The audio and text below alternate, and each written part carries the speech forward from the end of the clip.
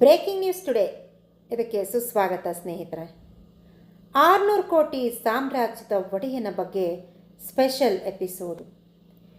ಹೆಣ್ಣು ಜಗತ್ತಿನ ಕಣ್ಣು, ಆದರೆ ಈಗ ಅದೇ ಹೆಣ್ಣು ಈ ಜಗತ್ತಿನ ಕಿಲ್ಲರ್.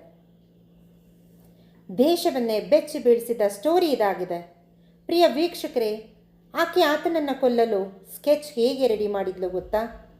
ಮೊದಲನೇ ಬಾರಿ ಸ್ಕೆಚ್ ಫ್ಲಾಪ್ ಆಗುತ್ತೆ, ಆದರೆ ಸ್ಕೆಚ್ಚು ಎರಡನೇ ಬಾರಿ ಫ್ಲಾಪ್ ಆಗೋದಕ್ಕೆ ಅವಳು ಬಿಡೋದೇ ಇಲ್ಲ. ಈ ಪಾಪಿ ಹೆಣ್ಣು ಸಿಯಾ ಗೋಯಲ್ ಮಾಡಿದ್ದು ಹೆಣ್ಣು ಕುಲಕ್ಕೆ ಅವಮಾನ. ಕೇತನನ್ನು ಅದು ಯಾವ ಪರಿ ನಂಬಿಸಿದ್ಲು ಅಂದರೆ, ಆತ ಕೇಳಿದ ತಕ್ಷಣ ಈಕೆಗೆ 1 ಕೋಟಿ ಹಣವನ್ನು ನೀಡಿದ. ಆಕೆ ಮಾಡಿದ್ದು ಎಂಥ ದುರಂತ! 400 ಅಡಿ ಎತ್ತರದಿಂದ ಪಾತಾಳಕ್ಕೆ ತಳ್ಳಿ ಆತನನ್ನು ಕಗ್ಗೊಲೆ ಮಾಡಿಬಿಟ್ಲು ರೀ. ಅಬ್ಬಾ, ಎಂಥ ನೀಚ ಹೆಣ್ಣು ಈಕೆ! ಪ್ರಿಯಕರನೊಂದಿಗೆ ಸೇರಿ ಬಾವಿಗಂಡನನ್ನು ಹತ್ಯೆ ಮಾಡಿಬಿಟ್ಲು. ಆಕೆ ಮನಸ್ಸಿನಲ್ಲಿ ಪ್ರಿಯಕರನ ತುಂಬಿಕೊಂಡಿದ್ಲೋ ಏನೋ, ಮನೆಯವರ ಒತ್ತಡಕ್ಕೆ ಮದುವೆಗೆ ಸಿದ್ಧಳಾದ್ಲು ಅನಿಸುತ್ತೆ. ಆದರೆ ಮನಸ್ಸು ಒಪ್ಪಿಸದಿದ್ದಾಗ, ಕುಟುಂಬದಲ್ಲಿ ಪ್ರಿಯಕರನ ಬಗ್ಗೆ ಆಕ್ಷೇಪಣೆ ಇದ್ದಾಗ ಈಕೆಗೆ ಭಾವಿ ಗಂಡನನ್ನು ಮುಗಿಸಬೇಕು ಅನ್ನೋದು ಮನಸ್ಸಿಗೆ ಬಂದಿತ್ತು ಅಂತ ಕಾಣಿಸುತ್ತೆ. ಪ್ರಿಯಕರನ ಜೊತೆ ಸೇರಿ ಭಾವಿ ಗಂಡ ಕೇತನ್ ಅಗರ್ವಾಲ್ನನ್ನು ಕೊಲೆ ಮಾಡಿ ಈಗ ಜೈಲಲ್ಲಿ ಮುದ್ದೆ ಮುರಿತಿದ್ದಾಳೆ ರೀ. ಅವಳ ಕಾರಣ ಏನು ಗೊತ್ತಾ? ಕೇತನ್ ತಲೆಗೆ ವಿಗ್ ಆಗ್ತಾ ಇದ್ದ, ಸ್ಟೆಮರಿ ಇತ್ತು ಅಂತ. ಇದೆಲ್ಲ ಒಂದು ಕಾರಣನೇನ್ರಿ? ಸುಮಾರು 17 ಕೋಟಿ ಖರ್ಚು ಮಾಡಿ ಮದುವೆಗೆ ಸಿದ್ಧವಾಗಿತ್ತು ಉದಯಪುರದ ಅರಮನೆ. ಇವಳು ಮಾಡಿದ ಒಂದು ಸ್ಕೆಚ್ಚು ಮದುಮಗನನ್ನು ಪರಲೋಕಕ್ಕೆ ಕಳಿಸ್ಬಿಡ್ತು ರೀ.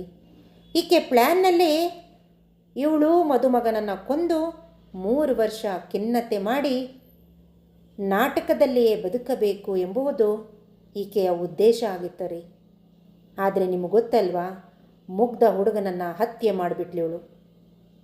ಅವಳ ಪ್ಲ್ಯಾನ್ ಪ್ರಕಾರ, ಆತನ ಪ್ರಿಯಕರನ ಪ್ಲ್ಯಾನ್ ಪ್ರಕಾರ ಮುಗ್ಧ ಹುಡುಗನ ಜೀವನವನ್ನೇ ನಾಶ ಮಾಡಿಬಿಟ್ರು. ಆಕೆಯ ಬರ್ತ್ಡೇ ದಿನ ಟ್ರಕ್ಕಿಂಗ್ ಅಂತ ಪ್ಲ್ಯಾನ್ ಮಾಡಿ, ನಾನು ದೂರದಲ್ಲಿ ಕೂತ್ಕೊಂಡು ಶೂಲೇಸ್ನ ಕಟ್ತಾ ಇರ್ತೀನಿ, ಅವನಿಗೆ ನನಗೆ ಸುಮಾರು 3 ಅಡಿ ಅಂತರ ಇರಲಿ, ಆ ಕ್ಷಣದಲ್ಲಿ ನೀನು ಬಂದು ಅವನನ್ನು ಹೇಗಾದರೂ ಮಾಡಿ ಮೇಲೆಯಿಂದ ಪಾತಾಳಕ್ಕೆ ತಳ್ಳಿಬಿಡು. ಅದಾದ ಮೇಲೆ ನಾವು ಅಂದ್ಕೊಂಡ ಎಲ್ಲ ಪ್ಲ್ಯಾನು ಕೂಡ ಸಕ್ಸಸ್ ಆಗುತ್ತೆ, ಮತ್ತು ನಾವು ಸುಖವಾಗಿರಬಹುದು ಅಂತ ಈಕೆ ಒಂದು ದೊಡ್ಡದಾದಂತಹ ಕ್ರಿಮಿನಲ್ ಸ್ಟೋರಿಯನ್ನೇ ಕಟ್ಕೊಂಡು ನಿಂತ್ಕೊಬಿಡ್ತಾಳ್ರಿ. ಆ ಸ್ಟೋರಿ ಪ್ರಕಾರ ಆ ಮುಗ್ಧ ಹುಡುಗನನ್ನು ಮೇಲೆಯಿಂದ ಕೆಳಗೆ ತಳ್ತಾರೆ. ಆತನ ದೇಹ ಛಿದ್ರವಾಗಿ ಬಿದ್ದೋಗುತ್ತೆ. ಸ್ವಲ್ಪ ಸಮಯದ ನಂತರ ಸಂಬಂಧಿಕರಿಗೆ ಕರೆ ಮಾಡ್ತಾಳೆ, ಆತ ಕಾಲು ಜಾರಿ ಕೆಳಗೆ ಬಿದ್ದುಬಿಟ್ಟಿದ್ದಾನೆ ಅಂತ ಹೇಳಿ. ಅವರು ಸ್ಥಳೀಯ ಪೊಲೀಸರಿಗೆ ತಿಳಿಸಿ, ಪೊಲೀಸರು ಅಲ್ಲಿ ಸುಮಾರು 3 ಗಂಟೆಗಳ ಕಾಲ ಶೋಧನೆಯನ್ನು ಮಾಡ್ತಾರೆ. ಅದಾದ ಬಳಿಕ ದೇಹ ಸಿಗುತ್ತೆ. ಆ ದೇಹ ಎಷ್ಟು ಛಿದ್ರವಾಗಿತ್ತು ಅಂದರೆ ಯಾವ ಅಂಗಾಂಗಗಳು ಕೂಡ ಗುರುತಿಸಲು ಅಸಾಧ್ಯವಾಗಿತ್ತು. ಹಾಗೆಯೇ ಅಲ್ಲಿ ಆತನ ಮೊಬೈಲ್ ಸಿಕ್ಕಿರೋದಿಲ್ಲ, ಮುಖಕ್ಕೆ ಏಟು ಬಿದ್ದಿರುತ್ತೆ, ಆತನ ಶೂ ಸಿಕ್ಕಿರೋದಿಲ್ಲ. ಇದೆಲ್ಲವನ್ನು ನೋಡಿದಾಗ ಇಂಥ ಪಾಪಿ ಹೆಣ್ಣುಮಕ್ಕಳು ಜಗತ್ತಿನಲ್ಲಿ ಇರಬೇಕೇನ್ರಿ? ಕೇತನನ್ನು ಕೊಂದು ತನ್ನ ಪ್ರಿಯಕರ ಚೇತನ್ ಜೊತೆಗೆ ಜೈಲು ವಾಸದಲ್ಲಿದ್ದಾಳಲ್ಲ, ಇದಾ ಸಮಾಜಕ್ಕೆ ಹೆಣ್ಣುಮಕ್ಕಳು ನೀಡಬೇಕಾದಂತಹ ಸಾಧನೆ? ಒಂದು ಸತಿ ನಾವು ಯೋಚನೆ ಮಾಡಿ ನೋಡಿ, ಎಂಥ ಕಾಲಕ್ಕೆ ಬಂದು ನಿಂತಿದ್ದೀವಿ ಅಂತ ಹೇಳಿ.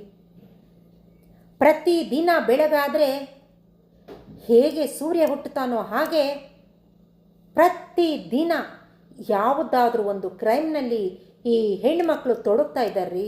ಹಾಗೆ ಗಂಡು ಮಕ್ಕಳು ತೊಡಗ್ತಾ ಇದ್ದಾರೆ. ಆದರೆ ಈ ಒಂದು ನಿಜ ಘಟನೆಯಲ್ಲಿ ಹೆಣ್ಣು ಮಗಳು ಮತ್ತು ಒಂದು ಹುಡುಗ, ಅಂದರೆ ಆಕೆಯ ಪ್ರಿಯಕರ ಸೇರಿ ಮಾಡಿದಂತಹ ಹತ್ಯೆ ಇದೆ ನೋಡಿ, ಇದು ಮಾನವ ಸಂಕುಲಕ್ಕೆ ಅತ್ಯಂತ ಬೇಜಾರದ ಸಂಗತಿ. ಒಬ್ಬ ವ್ಯಕ್ತಿ ನಮಗೆ ಬೇಡ ಅಂದ ಸಂದರ್ಭದಲ್ಲಿ ಆತನಿಂದ ಬಹಳ ದೂರ ಸರಿದು ಬಿಡೋಣ.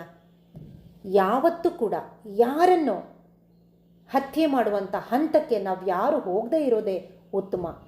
ನಮ್ಮ ಮನಸ್ಥಿತಿಗಳು ಎಷ್ಟು ಗಟ್ಟಿಯಾಗಿರ್ಬೇಕಂತ ಹೇಳಿದರೆ, ನಮ್ಮ ಮುಂದೆ ಅದೆಂಥ ಪ್ರಾಣ ಹೋಗುವಂತಹ ಘಟನೆ ನಡೆದರೂ ಕೂಡ ನನ್ನ ಪ್ರಾಣವನ್ನು ಹೊರತುಪಡಿಸಿ ಇನ್ನೊಬ್ಬರ ಪ್ರಾಣಕ್ಕೆ ತೊಂದರೆಯಾಗಬಾರದು ಅನ್ನೋ ಧೈರ್ಯ ನಮ್ಮಲ್ಲಿರಬೇಕು ರೀ.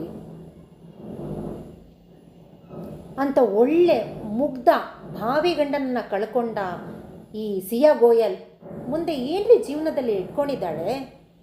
ಇಡೀ ಪ್ರಪಂಚದಾದ್ಯಂತ ಸಿಯಾ ಗೋಯಲ್ ಅಂದರೆ ಯಾರು, ಚೇತನ್ ಅಂದರೆ ಯಾರು ಅಂತ ಗೊತ್ತಾಗಬೇಕಾಯ್ತಾ? ಇದೇ ನಮ್ಮಗಳ ಮನಸ್ಸಿನಲ್ಲಿ, ನಮ್ಮಗಳ ಬಾಯಲ್ಲಿ, ಪ್ರತಿಯೊಂದು ನ್ಯೂಸ್ನಲ್ಲಿ ಕೇತನ್ ಅಗರ್ವಾಲ್ನಂಥ ಮುಗ್ಧ ಹುಡುಗನ ಬಗ್ಗೆ ನಾವು ಏನ್ರಿ ಮಾಡೋಕ್ಕಾಗತ್ತೆ? ಪಾಪ ಆತನ ಮನಸ್ಸು ಅದೆಷ್ಟು ನರಳಿತ್ತೋ ಆತನ ಪ್ರಾಣ ಬಿಡಬೇಕಾದ್ರೆ. ಈಕೆಯೇ ನನಗೆ ಜೀವ ಅಂತ ತಿಳ್ಕೊಂಡು ಆಕೆ ಹಿಂದೆ ಹೋಗ್ಬಿಟ್ಟಿದ್ನಲ್ರಿ. ಪ್ರೀತಿ ಎಂಬ ನೆಪದಲ್ಲಿ ಕಗ್ಗೊಲೆಯ ಪಾಶ ಹಾಕಿ ಹೆಣ್ಮಕ್ಳು ಗಂಡು ಮಕ್ಕಳನ್ನು ದಯವಿಟ್ಟು ಹೇಳಿಬೇಡಿ. ಅದು ಎಷ್ಟೋ ಕುಟುಂಬಸ್ಥರ ಕಣ್ಣೀರಿಗೆ ಕಾರಣ ಆಗಿರೋ ನಿಮ್ಮ ಮನಸ್ಸುಗಳು ಯಾವತ್ತೂ ಸರಿ ಹೋಗುತ್ತೋ ಗೊತ್ತಿಲ್ಲ. ಜೈ ಹಿಂದ್, ಜೈ ಕರ್ನಾಟಕ.